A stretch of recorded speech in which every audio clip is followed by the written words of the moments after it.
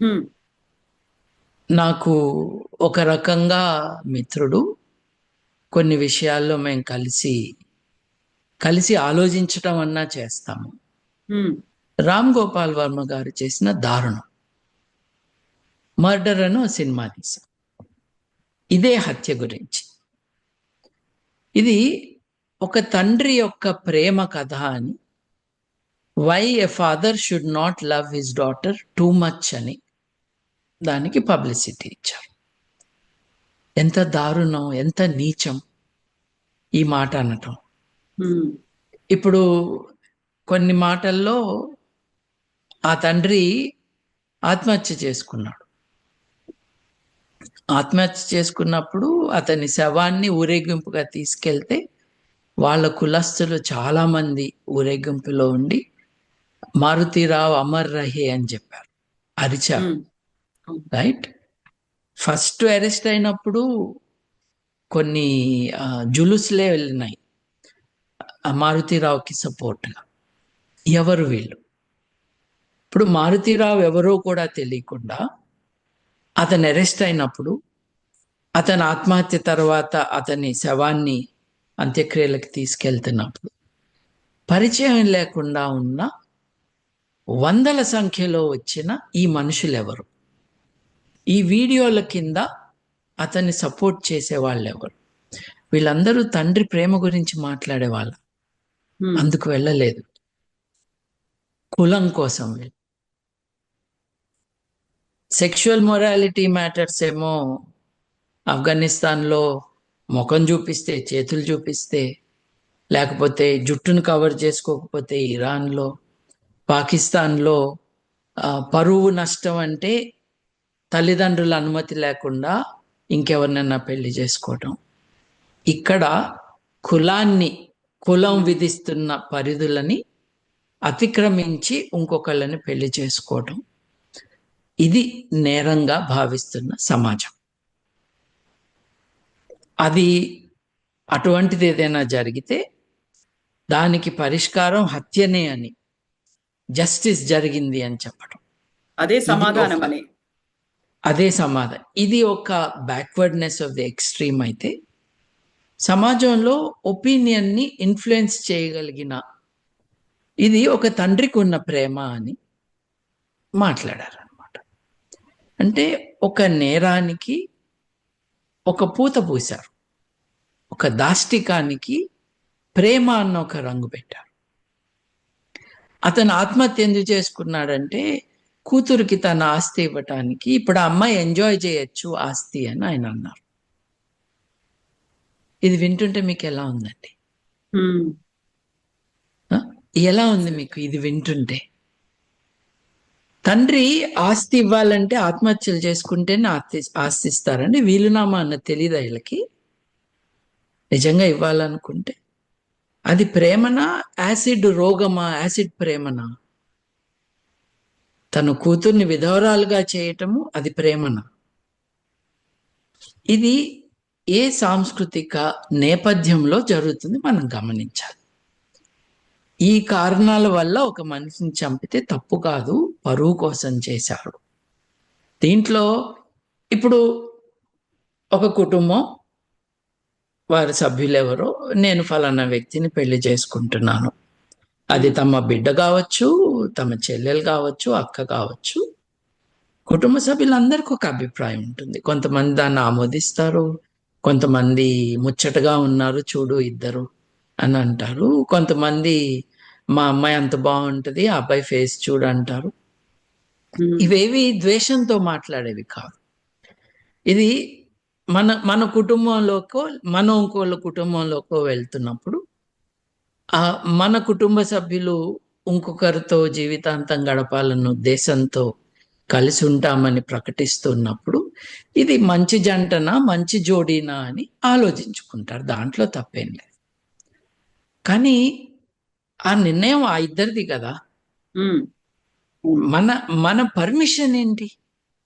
మనం ఏదో ఒక మాట అంటే అనొచ్చు, ఈ జోడీ బాగుందనో బాగోలేదా. తర్వాత మనకేం సంబంధం? సంసారం మనం కాదు కదా చేసేది.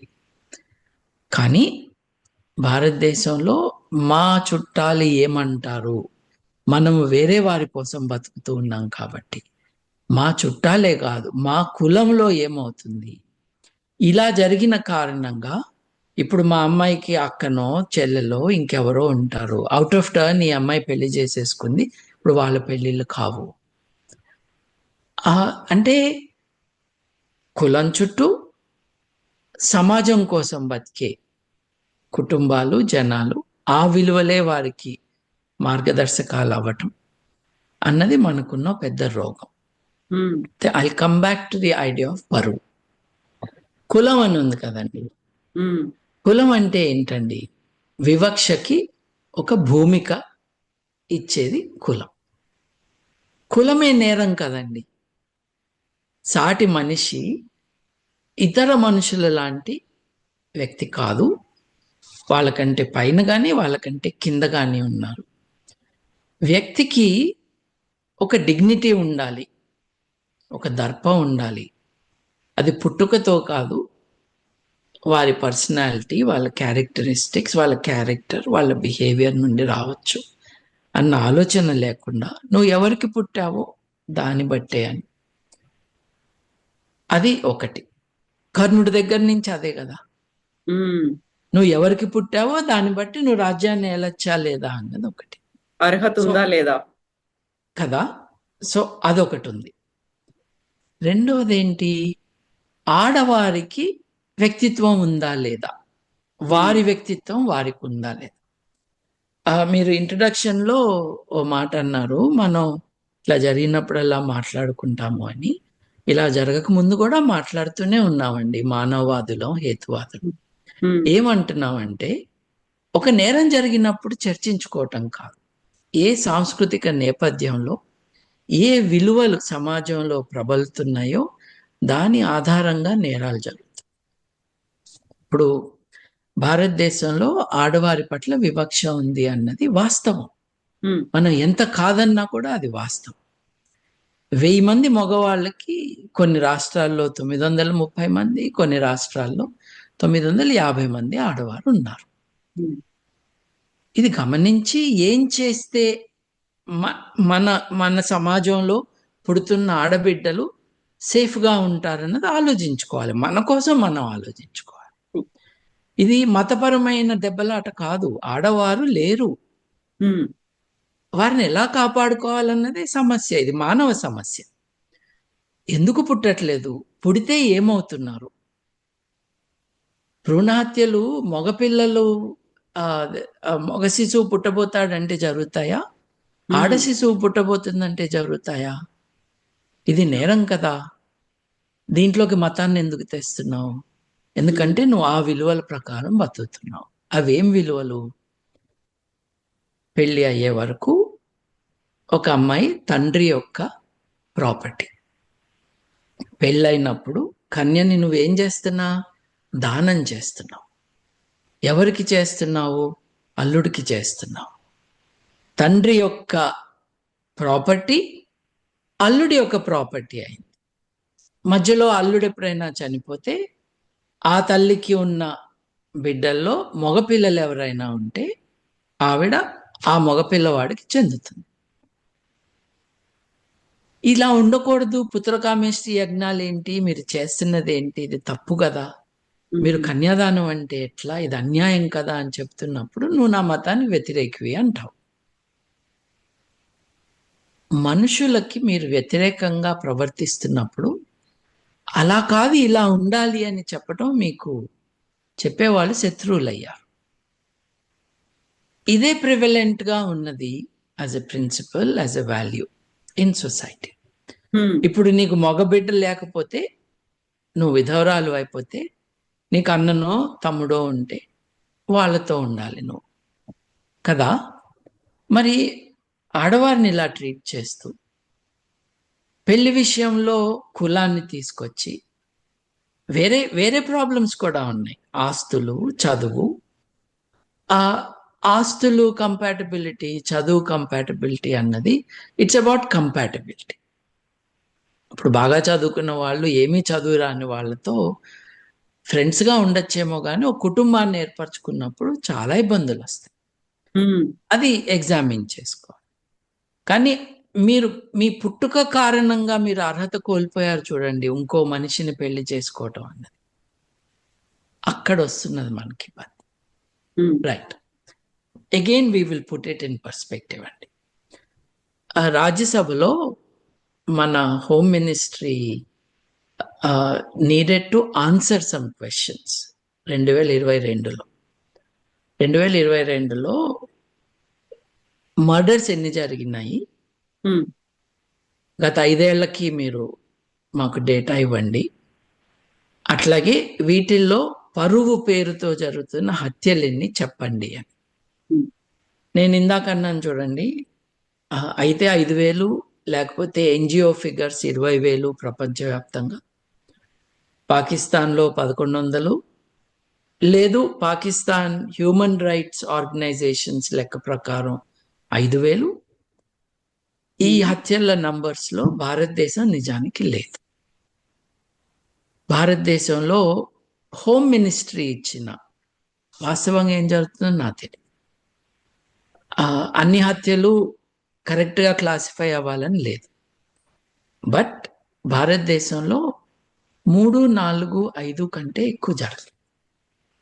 మీరు ఇప్పుడు చెప్పిన లెక్కను బట్టి చూస్తే ఈ మధ్య కాలంలో ఒక లేడీ కానిస్టేబుల్ ని చంపేశాడు, వాళ్ళ సొంత తమ్ముడే చంపాడు.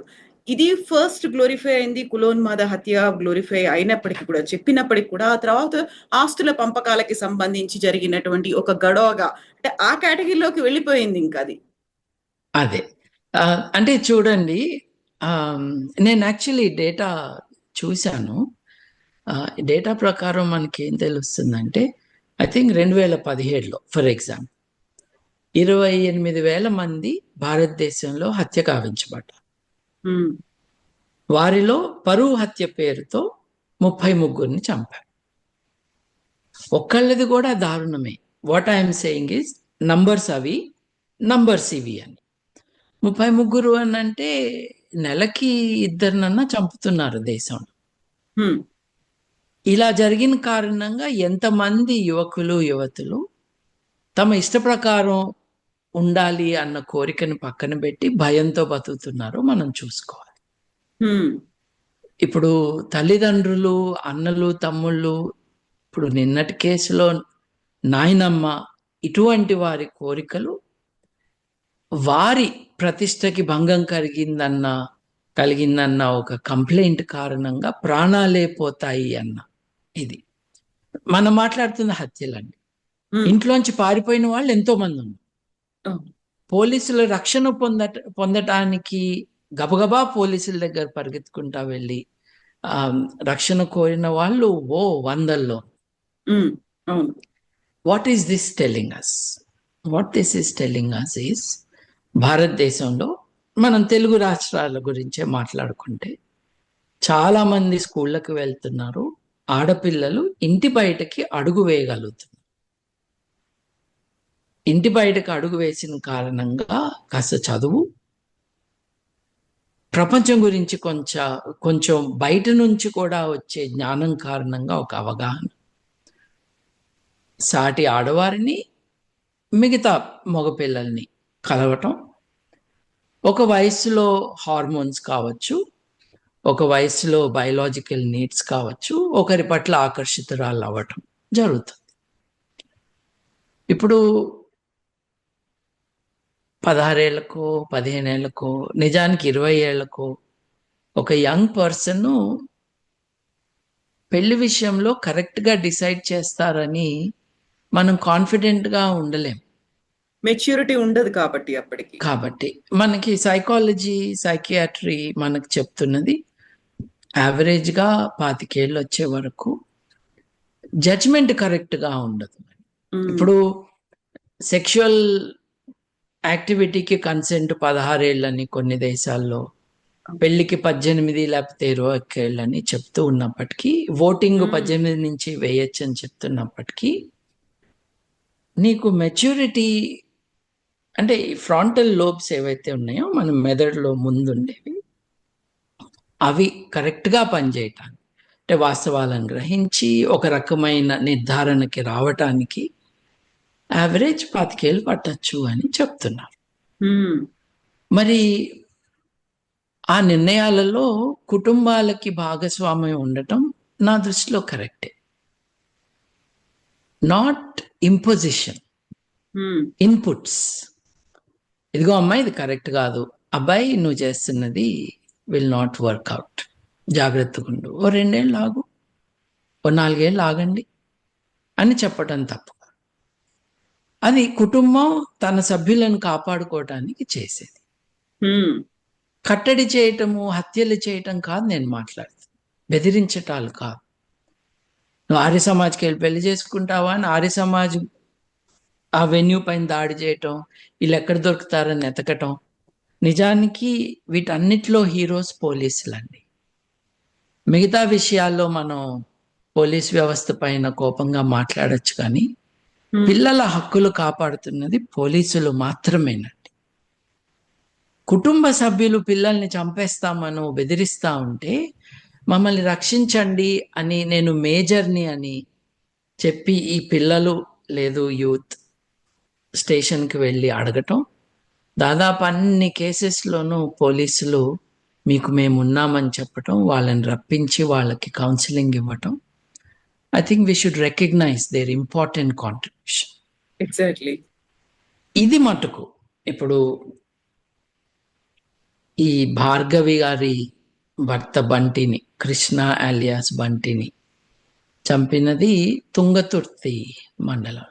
ఉమ్, తుంగతుర్తి గ్రామం, ఆ ప్రాంతాల్లో నేను దళిత కమ్యూనిటీ బ్యాక్వర్డ్నెస్ మ్యాటర్స్ని గమనించి అడాప్ట్ దళిత్ విలేజ్ అని ఒక ప్రోగ్రాం పెట్టి 5 గ్రామాలని, గ్రామం అంటే 1000 మంది సభ్యులు లేదు అక్కడ డెనిజన్స్ రెసిడెంట్స్ ఉన్న ఒక సమూహాన్ని ఒక గ్రామంగా అన్నాం.